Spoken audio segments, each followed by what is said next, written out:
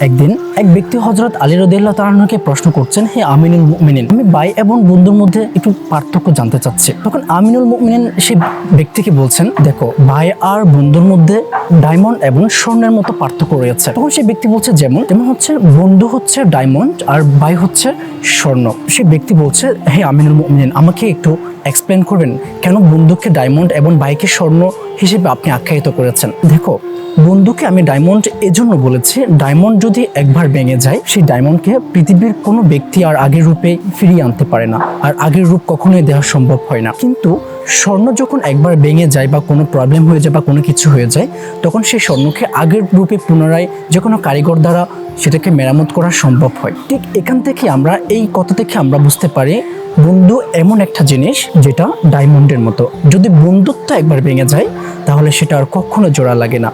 আর যদি ভাইয়ের সম্পর্ক যদি একবার নষ্ট হয়ে যায় বা কোনো ফাটল সৃষ্টি হয়, সেটাকে আমরা আবার পুনরায় আগের মতো করে আমরা তৈরি করে নিতে পারি। এটাই হচ্ছে ভাই আর বন্ধুর মধ্যে পার্থক্য।